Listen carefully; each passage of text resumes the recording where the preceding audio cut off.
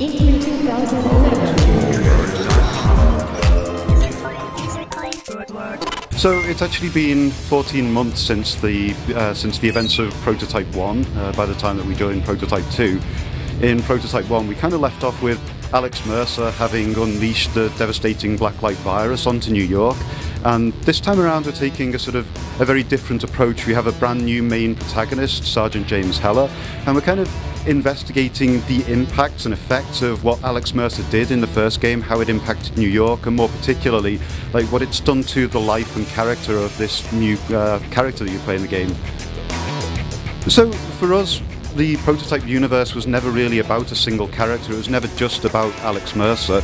It was more about the Blacklight virus and how that affects different people. And so we felt that this time around we wanted to go with somebody brand new and basically view the world through the eyes of a different character. And James Heller is somebody who he was one of Mercer's victims from the first game. He's a native New Yorker and soldier who was away fighting overseas during the events of the first game, and he comes home to find his city has been absolutely devastated and his wife and child have been killed, and he holds Alex Mercer personally responsible for that.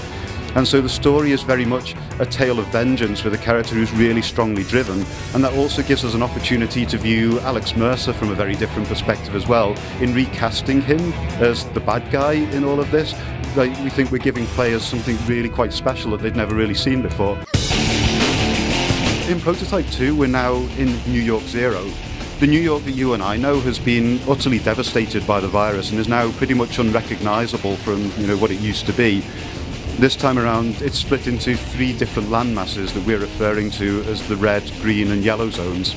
And the red zone is what used to be Manhattan, and this is an area that's now full of shattered skyscrapers with huge holes punched through the middle of them, the tops cut off in places, and then these enormous viral tendrils that have burst out of the ground and wrapped around the buildings. And it kind of turns it into an almost literal urban jungle in places. And then somewhere off the coast of the red zone you've got the yellow zone.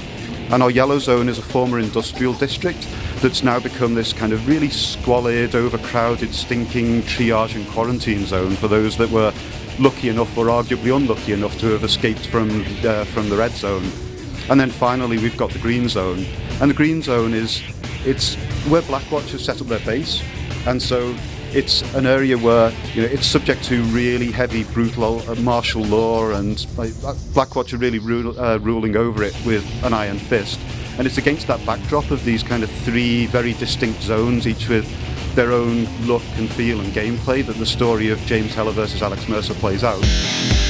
We've made a huge number of changes to the gameplay this time around, almost too many to try and put into a single answer.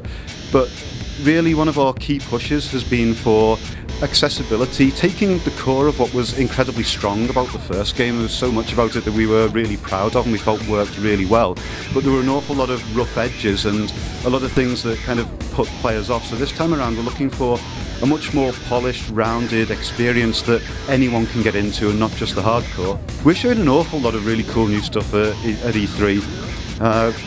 I guess obviously one of the key things that we're showing is our new green zone that I spoke about before, but there's also, from a combat standpoint, we're showing off a bunch of new enemies in the form of our spiked brawlers and our juggernauts and a massive new entity called Tiny.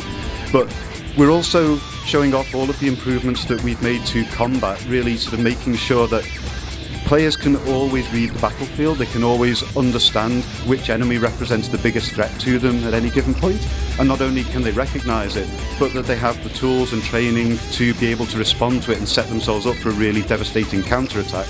And what's really exciting to me about that is that we can retain all of those enormous, iconic, really cool battles that people remember from Prototype 1, but we can give the player so much more control over them and make them feel really dominant and, effectively be the ultimate shape-shifting badass. So multiplayer was definitely something that we thought about at the beginning of the project. It's something that we discussed, and I can certainly see the appeal of multiplayer within the Prototype world. But really, the more that we thought about it, the more that we realised that the biggest challenge ahead of us, and the thing that we absolutely wanted to get right, was the single player campaign. We really wanted to deliver on that to the highest possible quality, and we felt that adding multiplayer was liable to dilute that experience, and that really wasn't what we wanted to do, because this time, we want to hit it out of the park on the single player side. Prototype 2 will be coming out on Xbox 360, PlayStation 3 and PC sometime in 2012.